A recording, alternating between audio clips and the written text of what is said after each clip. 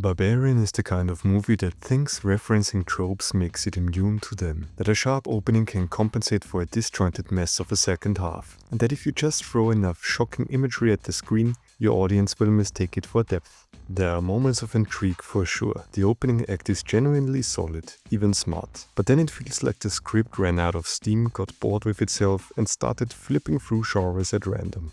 Let me share some wisdom with you. So we meet Tess, our protagonist, traveling for a job interview, rolling up to her Airbnb on a rainy Detroit night and immediately fumbles the 4-digit door code. Not a good sign. Come on, 8831. It's 8331, Tess, not 8831. 8331. It's a detail, sure, but one that signals what we're in for. Characters that sometimes struggle with basic cognition when the plot demands it. The entire block looks like a set from The Walking Dead. Yet Tess drives straight there, parks, and somehow never notices she's in the middle of an urban ghost town. Until well into the next day. She finds the place is double booked, and who's already inside? Bill Skarsgård, playing what can only be described as a human red flag. Great casting. Brilliant even. Because the film uses his face, his mannerisms, and frankly our own biases against us. The entire first act is built around whether or not we can trust him. He's overly polite, he does all the right things. He lets her take the bed, he washes the sheets. He won't open the wine until she watches him pour it. I thought you wouldn't want any if you didn't see me open it. So I waited. It's like he read How to Be a Not Creep in a Horror Movie and took notes. And this dynamic, genuinely great. We're right there with Tess. Cautious, skeptical, watching every interaction with suspicion. Is this guy awkward or dangerous? Is this situation sketchy or just unlucky?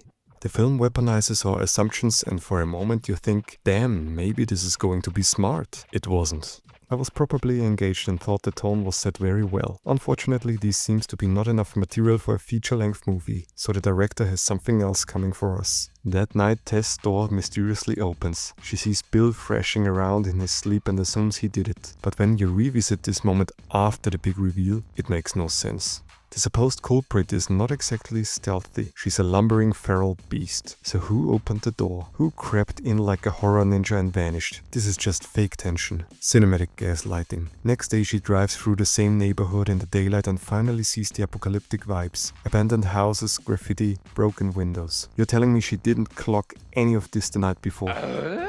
After the interview she returns only to be chased by a screaming homeless man. He's loud, aggressive and completely terrifying in the moment. So of course later he'll turn out to be the helpful exposition hobo. But more on him later. After this traumatizing experience she has to take a shit first for relaxation. And then the most horrifying twist yet. No toilet paper. Truly the Airbnb experience in its final form. She goes into the basement to find some, because that's where you definitely keep a spare roll. While down there the door slams shut. She's locked in. Then she discovers a rope embedded in the wall and pulls it, revealing a hidden passage. At first she reacts like any sane person would. Nope. But the movie overrides her instincts. It is presented in a way as she wouldn't even consider to go further, but for blocking reasons later on she makes room to get through the door. She pushes further in almost as if the script itself is physically shoving her toward the scene on the poster. On this occasion, isn't this the only entrance from the house into the dungeon? Doesn't look as if it is used that often. She decides to inspect the hallway and stumbles upon a rape dungeon. It's a small, grimy room with a camcorder, a blood-stained mattress and a bucket. It's unsettling, visually disturbing. Billy the It Boy returns and manages to free her from the basement. Tess, understandably shaken, urges him to leave with her immediately. She explains what she saw. She's rattled. And what does he do? Naturally, he wants to see it for himself. This complete idiot further goes down the rabbit hole even after he saw the rape room. Because the movie is a metaphor for ignoring red flags where you shouldn't and seeing ones where they don't belong. He disappears and Tess follows. She finds him, but he's crawling towards her for that scary trailer moment. And then the movie shifts into full-blown monster horror. Out of nowhere, a naked 7-foot-tall inbred woman with the strength of a forklift smashes Bill's head into the wall like she's smashing Play-Doh. It is implied she was the one strolling around the house in the night before, stealing some toilet paper maybe. But if she was there, why didn't she attack them already back then? She's portrayed as behaving very aggressively throughout the movie, but Dare decided against it, because the reveal would be too early in the story, we are now watching a completely different movie. Cut to Justin Long singing in his car blissfully in sunny California. Oh yes, his character AJ, by the way, is the one we follow now for a considerable amount of the runtime. Such a sudden change of tone which can only be described as irritating. Like if you attend a funeral and then all of a sudden a stripper jumps out of the coffin. AJ, a sitcom level douchebag actor, is being accused of sexual assault, so he flies to Detroit to liquidate assets. Of course he owns the house we just left. Now several weeks have passed. They try to explain by a throwaway line that the last person checked in several weeks ago and they only sent cleaning personnel right before a new booking. A really flawed, lazy system. Is someone staying here at the moment? I don't think so. Well, someone's here. There's a suitcase and clothes. Several weeks have passed and not a single soul thought to check on both of them. Has Bill not told anyone from his family? Hasn't Tess told another human being where she is? The documentarian who showed concern never followed up. The police? Apparently on a permanent break. AJ arrives, sees luggage still lying around, finds the rape dungeon, and instead of losing his mind, he googles whether it counts toward the square footage. You think I'm joking? I'm not. At this point the film has stopped trying. AJ is so delusional, he's so excited about his discovery that he can't put one and one together. There are a lot of belongings of some people who don't have been moved in a while. There already has to be dust settled on it, so the people are missing, but their belongings are still there. And now on top of that I found a rape dungeon. Should I be suspicious? Nah.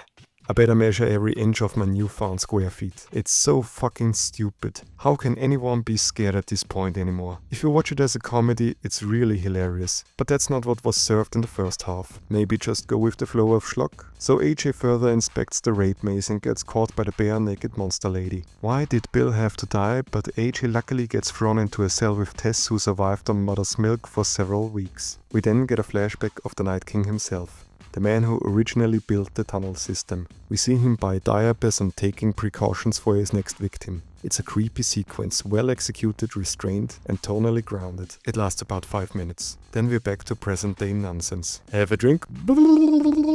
Ugh. There's hair on the bottle. The bare-naked monster lady drags AJ out of the hole, while in the process defying gravity. She grabbed him by the foot and either had to stretch her arm Looney Tunes style, or walked up the wall vertically and pulled him up. Because AJ rejected the bottle, she wants to breastfeed him. Tess escapes. Bare-naked monster lady runs after her, but she can't go outside because she is allergic to sunlight. Every superhuman has its weakness, I guess. Tess finds other people and gets the chance to call the police. The policemen behave like assholes and don't believe a word from her mouth, because she looks like a crack addict. Is this a social commentary? If you don't look believable enough, police will ignore you? AJ stumbles upon Old Man Night King's room, which the bare-naked monster lady avoids. AJ learns through a videotape what the Night King has done for decades, because otherwise he can't put one and one together by himself. The Night King takes the easy way out. Tess gets back to the house, breaks in and gets her car keys. Wouldn't you know it, as soon as she wants to drive away, the sun goes down. And immediately the bare-naked monster lady comes out of the house. But how did you manage to do that? We see the door to the cellar is the only way to get in and out, but the door is closed and still intact. So how did you get out of here? The last time we see her, she was in the cellar. Tess slams the bare-naked monster lady with her car into the wall and tries to rescue AJ, but he mistakenly shoots Tess. She survives, so they both flee with the help of their homeless guy from earlier to his shelter, the water tower. Now is exposition time. Turns out the homeless guy knows everything. The history, the creature's limitations, the whole backstory. How? Don't worry about it, he's just a lore guy. He says they are safe here, and wouldn't you know it, like out of a comedy, the monster bursts through the wall cool 8-man style and kills him with his own arm. Tess and AJ run. Not away, but up the water tower. There's nowhere to go. But hey, at least the view's nice. AJ fumbles around with the gun and drops it like it's hot. It's handled so clumsily this can't be taken seriously. On the top they say, "It's a dead end." You don't say. What did you expect? A helicopter? To save at least himself, AJ tosses Tess off the tower like a human volleyball. Truly a class act. The bare-naked monster lady in full Spider-Man mode leaps after her and catches her mid-air to break the fall. Yes, that actually happens. AJ runs down, sees Tess is alive, and immediately tries to convince her that she slipped. Total slimeball energy. He's basically one step away from launching into a TED talk about accountability. He tried to paint the situation in a different light, although he really harmed this woman, you know, social commentary. But his sin won't be left unpunished, so bare-naked monster lady squashes his head like a forgotten Halloween pumpkin. What the hell can this woman not survive? She gets crushed by a car, jumps head on from a tower, but she just shakes it off, as if it was nothing. She really should consider a career in sports. She would crush it at the Olympic Games. Superhuman strength and durability. They even do not have to fill the pool with water for the high diving discipline. Is there anything she can't survive?